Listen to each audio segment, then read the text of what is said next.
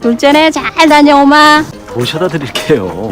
괜찮다. 도로명 주소가 있으니까. 할머니, 대안길은? 도로 이름, 오는? 건물, 번호. 대안길 5번은 홀수니까 왼쪽에 있지?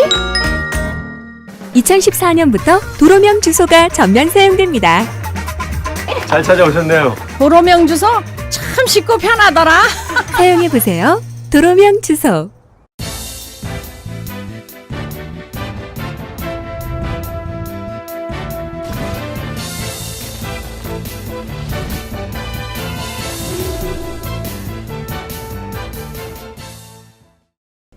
시청자 여러분 안녕하십니까? YBC 종합뉴스입니다. 먼저 주요 소식입니다. 삼성전자의 스마트폰 부품을 하청 생산하는 안성시에 있는 한 공장에서 화재가 발생했습니다. 평택시 대형마트와 기업형 슈퍼마켓인 SSM의 의무 휴업일이 일요일로 정해졌습니다. 오산시는 경기도가 실시하는 2013년 시군 기업 SOS 시스템 평가에서 우수상을 수상했습니다. 경기도 소식입니다. 경기도 가구산업연합회 창립총회가 경기도청에서 열렸습니다. 경기도는 가구산업 지원 정책에 적극 반영하는 등 발전 계획을 수립하고 공정한 시장 환경을 조성할 계획입니다. 강효숙 기자가 보도합니다. 경기도는 지난 7일 경기도청 북부청사 상황실에서 김희겸 경기도 행정 2부 지사, 균형발전국장과 가구단체장 등 60여 명이 참석한 가운데 경기도 가구산업연합회 창립총회를 개최했습니다. 경기도 가구산업연합회는 원자재 상승과 저가 제품의 홍수, 글로벌 가구 기업의 국내 진출 등으로 어려움을 겪고 있는 상황에서 도내 가구업계가 연합하여 협력 시스템을 구축하고 가구 산업을 육성 발전시키는 데 뜻을 모았습니다.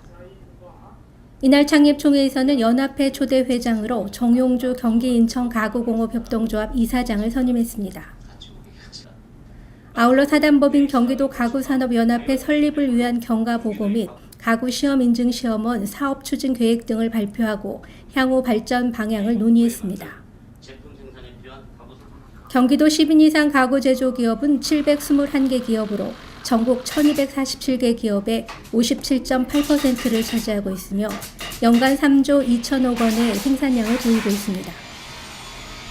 도에서는 경기도 가구산업연합회의 의견을 수렴하여 경기도 가구산업 지원 정책에 적극 반영하고 공정한 시장 환경을 조성하기 위해 관세 인하 제도 개선을 적극 노력할 것이라고 밝혔습니다. YBC 뉴스 강효숙입니다. 전라남도 소식입니다. 전라남도가 구직을 희망하는 여성의 개별 유형에 맞는 안정된 일자리 창출에 적극 나서고 있습니다. 전문 기술 과정 등을 신설해 구직을 희망하는 여성 취업 지원에 박차를 가할 예정입니다. 전라남도는 오는 3월 27일 목포 실내체육관에서 2014년 제1회 취업박람회를 열 계획이며 여수, 순천, 장성 등에서도 여성 취업 창업 박람회를 개최할 예정입니다. 특히 지난 2012년부터는 구직을 희망하는 여성을 대상으로 찾아가는 취업 지원 서비스를 제공하기 위해 박람회 개최 횟수를 연 1회에서 연 4회로 확대 개최했습니다. 이에 따라 전남도는 도내 경력 단절 여성 5만 4천여 명을 대상으로 여성 새로 일하기 센터와 연계해 직업교육 훈련 등을 통한 맞춤형 취업 지원 서비스를 제공하고 있습니다. 올해는 전문기술 5개 과정을 신설해 여성 인턴 지원 및 근로환경 개선 지원 등 다양한 혜택을 제공해 나갈 계획입니다. 전남 도립도서관은 올 한 해 도민이 함께 읽고 토론할 올해의 책 3권을 선정했습니다. 전남 도립도서관이 독서문화 확산을 위해 올해의 책 선포식을 열었습니다. 전남 도립도서관은 도민들이 읽으면 좋을 올해의 권장도서로 어린이 분야 불량한 자전거 여행, 청소년 분야 당신의 꿈은 무엇입니까? 일반 분야 따뜻한 경쟁 이렇게 3권입니다. 올해로 개관 3년째인 전남도립도서관은 11만 권의 도서를 소장하고 있으며 인문학 특강, 찾아가는 도서관 책책빵빵 등 다채로운 독서 프로그램을 운영하고 있습니다. 경기도 평택시 소식입니다. 평택 지역 대형마트와 기업형 슈퍼마켓인 SSM의 의무 휴업일이 일요일로 정해졌습니다. 이에 따라 오는 5월부터는 한 달에 2번, 일요일에 문을 닫아야 합니다. 1919년 평택지방의 3.1 만세운동은 현덕면 개두봉에서 시작돼 평택시 전역으로 확산됐습니다. 순국 선열들의 뜻을 기리는 일제강점기 때의 독립만세 운동이 재현됐는데요. 주세화 기자가 보도합니다. 지난 7일 대형마트와 전통시장 상인회는 유통업 상생발전협의회를 열었습니다. 이날 회의에서는 지난달 20일 열었던 첫 번째 회의 때 결정하지 못한 대형마트 의무 휴업일에 대한 내용이 다시 논의됐습니다. 지난달 20일 첫 번째 회의에서는 양측의 팽팽한 의견 대립으로 난항을 겪은 것으로 알려졌습니다. 그러나 이번 회의에서는 이미 협의한 듯 일요일로 하자는데 만장일치로 협의했습니다. 민감하게 좀 대립이 됐었었는데 우리 상인회하고 대형마트 쪽에서 잘 협의를 해주시고 조금씩 양보하는 마음에서 이렇게 해주셔서 이에 따라 평택 지역 대형마트와 기업형 슈퍼마켓 SSM은 매월 둘째, 넷째 주 일요일에 문을 닫게 됐습니다. 시행 시기에 대해서 약간의 의견 대립이 있었으나 양측은 결국 5월 1일부터 시행하는 것으로 합의했습니다. 영업시간은 밤 12시부터 오전 10시까지 문을 열지 않기로 결정했습니다. 평택시는 이날 결정된 의무 휴업일을 2달간의 행정 절차를 거친 뒤 5월부터 바로 시행할 계획이라고 밝혔습니다.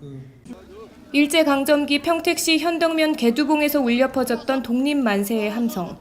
지난 9일 평택구 관광단지 내 기념비 앞에서 재현됐습니다. 6천여 명이 참가했던 만세운동에서 64명이 사망하고 127명이 부상당했으며 257명이 체포돼 일제의 고문에 시달리는 등 전국 3대 항쟁지에 버금가는 치열한 만세운동을 펼쳤습니다. 또한 전국 3대 항쟁지로 알려진 안성 원곡과 양성 지역의 만세운동보다 23일이나 앞서 진행됐고 당시 현덕면을 시작으로 진위군 전역에서 고르게 전개되는 전방위적 항쟁이 이어졌습니다. 이번 행사에는 김성기 평택시장과 시도의원을 비롯한 만세운동 후손 등 300여 명이 참여했습니다. 순국 선열님들, 애국지사님들께 정말 존경의 말씀. 평택지방의 3일 만세운동은 1919년 3월 9일부터 5월 10일까지 개두봉에서 시작해 평택시 전역으로 확산됐고 23차례나 진행됐습니다. 평택에서 YBC 뉴스 주세화입니다.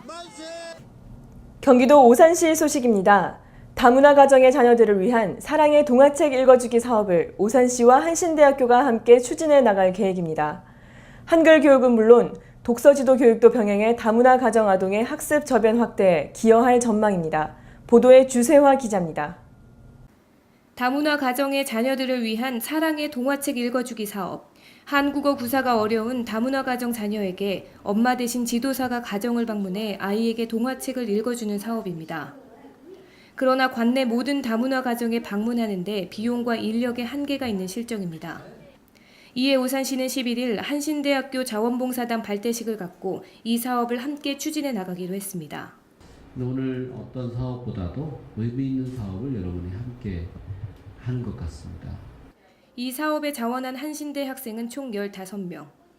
자원한 이들은 앞으로 미취학 아동과 학교에 다닐 수 없는 다문화 가정 아이들에게 방문해 한국어 동화책을 읽어주게 됩니다. 특별하게도 동화책을 읽어주면서 아이들에게 언어 교육을 해주는 거잖아요. 네, 제가 가진 작은 건데도 불구하고 아이들이 언어를 배우면서 세상을 잘 살아갈 수 있다는 게 너무 뜻깊을 것 같아요. 한신대 자원봉사 활동으로 오산시는 모든 계층의 다문화 가정에게 한국어 교육의 혜택을 줄 수 있게 됐습니다. 한국어 교육할 수 있는 자원봉사단 활동을 통해서 비예산 사업으로 모든 계층의 다문화 가족에게 이러한 혜택을 줄 수 있게 되는 것입니다. 오산시는 이 사업이 한글 교육과 더불어 부모 역할과 독서지도 교육도 병행해 다문화 가정 아동의 학습 저변 확대에 기여할 것이라고 밝혔습니다. 오산에서 YBC 뉴스 주세화입니다. 경기도는 해마다 31개 시군을 대상으로 기업 애로 처리 운영 실적에 대해 평가를 실시하는데요. 오산시는 경기도가 실시하는 2013년 시군 기업 SOS 시스템 평가에서 우수상을 수상했습니다. 경쟁력 있는 지역 경제를 육성하는 오산시가 2013년도 경기도 시군별 기업 SOS 시스템 운영 기업 애로 처리 평가 부분에서 우수기관으로 선정됐습니다.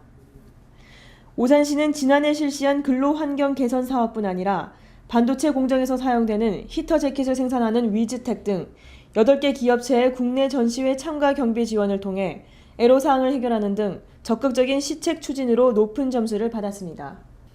한편 오산시는 기업 SOS 시스템 운영을 강화하고 좋은 환경을 조성시켜 지속 가능한 지역 경제 창출에 최선을 다할 계획입니다. 경기도 안성시 소식입니다. 삼성전자의 스마트폰 부품을 하청 생산하는 안성시에 위치한 DAP 공장에서 화재 사고가 발생했습니다. 내달 출시 예정인 갤럭시 S5의 제품 공급에 관심이 집중되고 있습니다. 보도에 김수정 기자입니다. 안성소방서는 지난 9일 오전 7시 10분경 안성시 미양면 안성맞춤대로에 위치한 주식회사 DAP에서 화재가 발생했다고 밝혔습니다.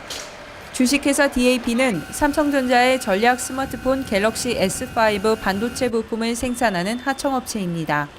3층에서 시작된 불은 7시간여 만에 진화됐지만 공장 3층 전체와 2층 일부가 소각됐고 화재 당시 15명의 근로자가 작업 중이었으나 빠른 대피로 다행히 인명피해는 발생하지 않았습니다.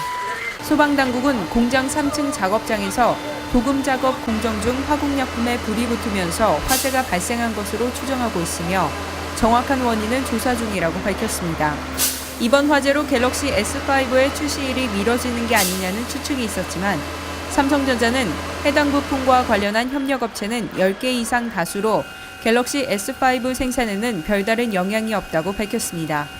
안성에서 YBC 뉴스 김수정입니다. 안성시는 성공적인 경기도 체육대회 개최를 위한 사전 점검을 실시했습니다. 3일간 열리는 안성시의 큰 행사로 경제적 파급 효과까지 기대됩니다. 제60회 경기도 체육대회는 오는 4월 30일부터 5월 2일까지 3일간 열리는 경기도 최대 행사로 12,000여 명이 참여하며 안성을 널리 홍보할 수 있는 기회가 될 것으로 기대하고 있습니다. 황은성 시장은 공설운동장 등 시설 보수 현장 및 주변 환경시설을 점검하며 모든 사업이 원활히 진행될 수 있도록 경기도민 체전 준비에 철저를 기해 줄 것을 당부했습니다.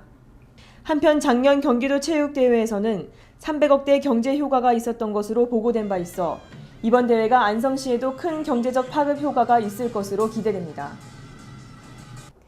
만불이 겨울잠에서 깨어난다는 경칩이 지났습니다. 어제 내린 봄비로 더욱더 확실히 봄을 알렸는데요. 산에는 조금씩 피어나는 꽃봉우리도 있습니다. 이처럼 여기저기에서 봄을 알리는 축제들도 많이 있으니 여행 계획 세워보시는 것도 좋을 것 같습니다. 이상으로 YBC 종합뉴스를 마칩니다. 시청해주신 여러분 고맙습니다.